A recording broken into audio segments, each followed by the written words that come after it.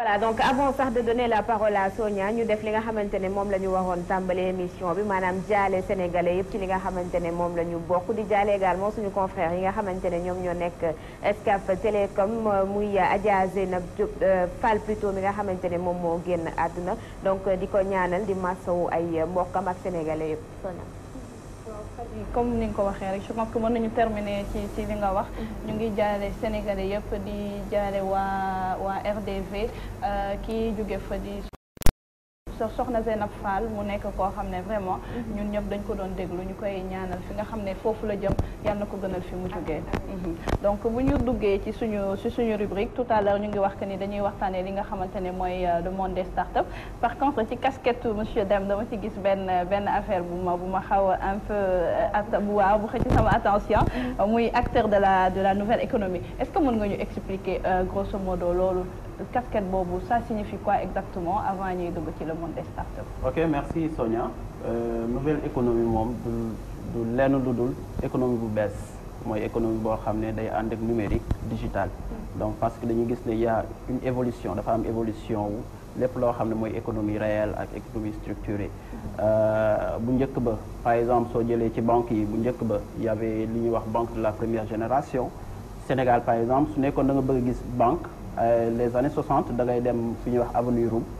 léegi après ñu dem ci banque de la deuxième génération mooy banque bi nga xam ne day nekk ci koñ yeeg yooyu yëpp ñu am benn agence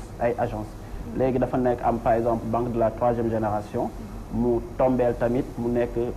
la nouvelle économie donc nga xam ne foofu dama jël exemple ci banque yi rek mais am na li ñuy wax économie ak nouvelle économie donc c'est le fait par exemple de pouvoir dématérialiser tout te utiliser numérique li ñuy wax numérique mooy internet connexion bu mën a nekk fépp loolu mooy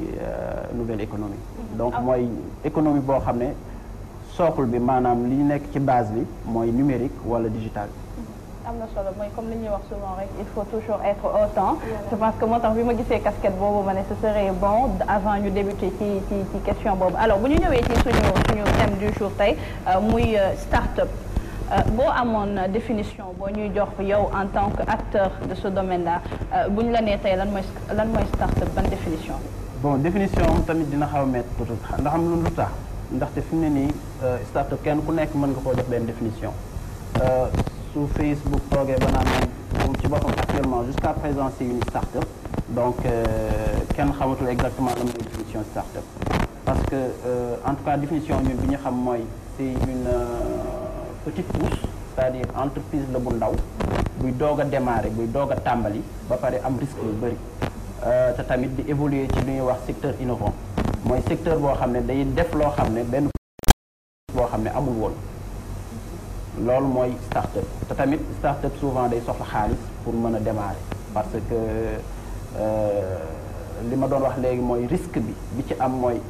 amul visibilité kenn xamul ba xam dina doxam du dox loolu après suñu demee ba ci biir dinaa la wax lu tax ma wax loolu leneen li mooy risque bi tamit mooy est-ce que yow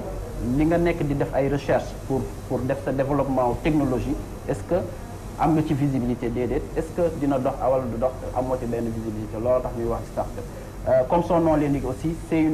une entreprise boo xam ne day démarrer léegi mais mën naa am benn potentiel croissance bu exponentielle. Parfaitement je pense que le mot en anglais sax est très éloquent bu ñu xamee définition wu ñaari mots yëpp je pense que c'est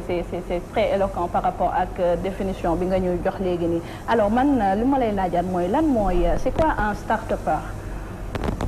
Bon, start-upper c'est quelqu'un qui a une start-up surtout pour les fondateurs parce que il y a des entrepreneurs qui ne sont pas des start-upers alors qu'il y a tous les start-upers sont des entrepreneurs donc dafa yor start-up ba pare di ko évoluer ba pare mu mettre trop mu nekk ci chaque jour donc loolu mooy start-up parce que dañuy gis que ne c'est devenu benn phénomène boo xamante ne c'est très récurrent da ngay gis tey nit bu la ne dama am start-up dama am start-up ba à la limite da ngay ne dafa mel ne léegi dafa nekk benn moyen boo xam ne amul difficulté bu baax pour nit ñi mën ci entreprendre est-ce que loolu noonu yow partagé nga ko li ma ci xam daal mooy moo ëpp difficulté parce que déjà le fait d'être start-upper tu vas galérer tu vas sacrifier toute ta vie pour au moins gagner ce produit. Et alors que comme produit boobu da nga koy waajal da nga koy préparer d'ici 2 ans, d'ici 3 ans pour mu génn donc day xaw a métti. Loolu mooy difficulté bi. Y a beaucoup de gens qui se disent start-upers, c'est normal. Mais en tout cas il y a beaucoup de secteurs yoo xam ne soo ci nekkee moom mën nga def start-up mais il faut mu respecter critères yooyu ma doon wax. looloo tax xam naa dinañ ci dem tuuti. Il faut mu am label li ñuy wax ab label start-up. ñu xam ne ñii ñooy start-up ak ñii ñoo dul start-up mais en tout cas c'est toujours le fait d'entreprendre le fait d'être dans un secteur innovant loolu mooy start-up. Alors il y a une différence entre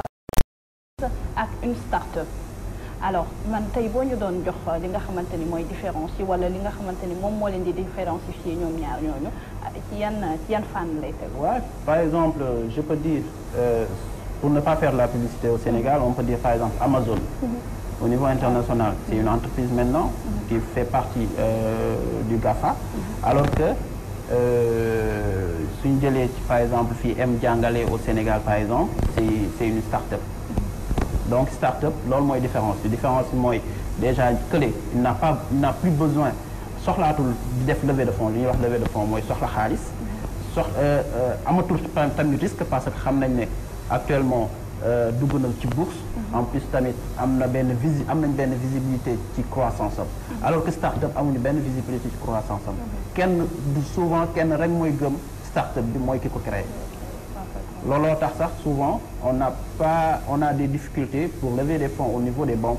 traditionnelles parce que on n'a pas de garantie est-ce que ça va marcher oui ou non. ci loolu mu nekk problématique donc moom mooy tax ma laaj la tey lan mooy problématique yi nga xamante ne moom moo gën a bari ci domaine boobu muy les start-up. Problématique bi souvent day interpeller côté problématique financement c'est vrai que c'est vraiment la vraie problématique. Mais il y a aussi souvent tu vois un jeune excusez-moi qui a une idée d'entreprise et qui n'a même pas d'espace pour travailler donc espace de travail déjà contrainte la loolu am na ñoo xam ne moo tax ñu créer ay centres d'incubation centres d'accélération au Sénégal par exemple am na ñoo xam ne tamit seen contrainte mooy financement pourquoi comme ni ma la ko waxee tout au début start-up dafa soxla financement parce que imagine benn start-up bëgg a créer benn machine wala benn gadget buy traiter benn maladie normalement dafa war a toog 2 ans wala 3 ans ci di def li ñuy wax R&D mooy recherche et développement nekk ci labo yi ainsi de suite et tout donc avant mu génnee gadget boobu il faut dafa soxla xaalis déjà pour développement technologique bi mais aussi dafa soxla xaalis pour fay ñi nga xam ne ñoo liggéey ci projet bi alors que moom xam na ne fii ak 1 an wala fii ak 2 ans du génnee service am donc looloo tax mu soxla xaalis dafa soxla xaalis aussi pour extension de ses activités day toog ba ci yàgg mu ne man Dakar laa nekkoon léegi je vais exister à Tamba je vais exister à Kolda je vais exister par exemple à Abidjan et ainsi de suite. donc voilà face phénomène fougue bi am ci jeunes yi mooy li ma wax sànq kenn ku ci nekk tey bëgg nga am sa start-up et je pense que yow ci domaine boobu yàgg nga ci ek am nga ci xam-xam tuuti tey bu ngeen amee jeune boo xam ne dafa ñëw ci yéen sans pour autant que les bases yi nga xamante ne mooy les fondements pour mu mën a mettre en place start-up boobu noonu ñëw vous demander des conseils ci seen côté yan conseil d'habitude ngeen koy jox ba nga xam ne bu duggee ci activité boobu dina mën a am une activité pérenne. Déjà à la base un start-upper si tu veux être start-upper tu dois être passionné il faut que li ngay def nga bëgg ko parce que li ngay def 1 an 2 ans génnewu produit soo ko bëggul doo dem il faut être aussi audacieux parce que audace mooy maanaam y a un vide dara amu fi nga bëgg fee def la dalu fi am il faut être aussi polyvalent si mooy tax tu es financier tu es comptable tu es informaticien parce que y a beaucoup de choses yoo xam ne mun amugoo xaalis pour fay ay nit donc yow yaa koy defal sa bopp yow yaay graphiste bi yow yaay defal sa bopp logo ainsi de suite c'est toi aussi qui discute avec les partenaires donc tu es agent business développeur tu es vraiment comptable financier ainsi de suite loolu moom mooy polyvalence il faut être aussi pertinent sur le projet ou bien sur le produit que vous allez sortir si le produit ne répond pas à un besoin, à une demande, donc c'est pas un bon produit. Il faut être pertinent sur ce que vous faites. Souvent on dit que innovation, c'est comme par exemple aller au pôle Nord et vouloir innover sur une climatisation, ils n'ont pas besoin de ça. Donc est-ce que l'innovation répond à une demande? Parce que je dis souvent que, surtout en Afrique, toute problématique d'un Africain, c'est une idée d'entreprise. Donc il faut regarder quelle est la problématique. En résolvant la problématique, tu peux résoudre la problématique de plusieurs personnes et tu te fais de l'argent. C'est ça. wax nga ko ne nga innovation dafa am solo ak passion boobu noonu et je pense que tey Steve Jobs wax na ko mu ne l'innovation est une situation que l'on choisit parce qu'on a une passion brûlante pour quelque chose. C'est ça une start-up. Donc est-ce que tey mooy comme li ma wax sànq rek ci lépp looy dugg il faut amour boo xamante ne daf ciy war pour nga mën a am ay résultats ci loolu noonu. Pas seulement yow start-up bi nga war a am amour, mais ñi nga xam ne ñooy ses premiers collaborateurs tamit dañu war a am amour ci li ngay def parce que ñoom waruñu cee seetlu xaalis parce que entreprise bi amagul xaalis donc ñoom s'ils n'ont pas d'ambition d'engagement sur ce qu'ils font, ils ne vont pas le faire. Donc il faut être entouré, tamit ce qu'on dit souvent que un vrai leader c'est quelqu'un déjà qui sait